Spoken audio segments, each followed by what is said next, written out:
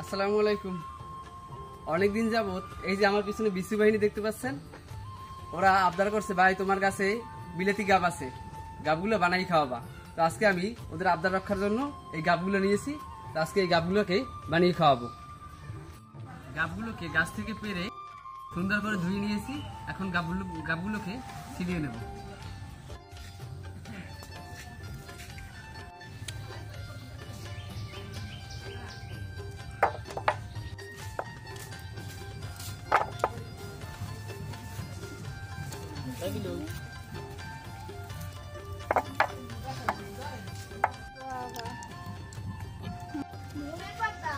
আমার গাবগুলো ছিলানো শেষ।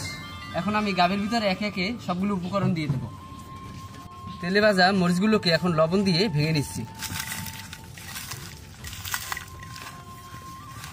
এখন তেঁতুল, মরিচ, ধনিয়া পাতা, লবণ দিয়ে সরিষার তেল দিয়ে মেখে নিচ্ছি।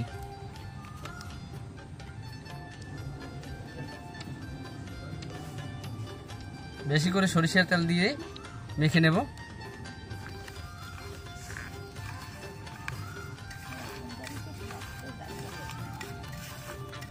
আরো লাগবে সরিষার তেল।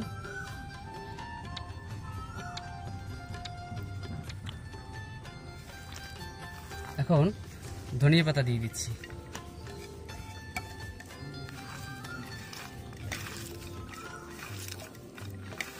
অসম্ভব সুন্দর একটা ঘ্রাণ ছেড়েছে। এখন আমি ধনিয়া পাতা, তেঁতুল এবং মরিচগুলোকে গাবের মধ্যে ঢেলে দিচ্ছি।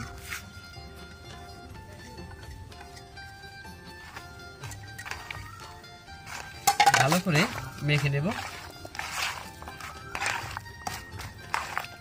এখন এর মধ্যে দিয়ে দেব সামান্য পরিমাণে চিনি।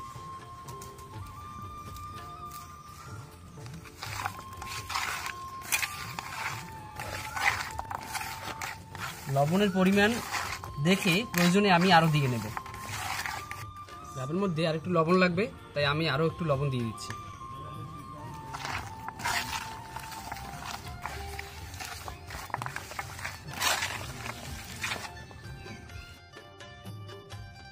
বানানি সম্পূর্ণ প্রস্তুত। এখন এই বৃষ্টি বাহিনীদেরকে নিয়ে এখন গাব খাওয়ার পালা। বৃষ্টি বাহিনী আরো ছিল, কিন্তু ওরা স্কুল খোলা, স্কুলে চলে গেছে। তো এই যে কজন আছে ওদেরকে নিয়ে আমি খাচ্ছি, আর বাকিদের জন্য আমি রেখে দেবো। আসলে বিলেতি গাব যে এত মজা লাগে বানিয়ে খেলে, এই প্রথম খেলাম। আসলেই অসাধারণ হয়েছে। এতক্ষণ সঙ্গে থাকার জন্য আপনাদের সকলকে ধন্যবাদ।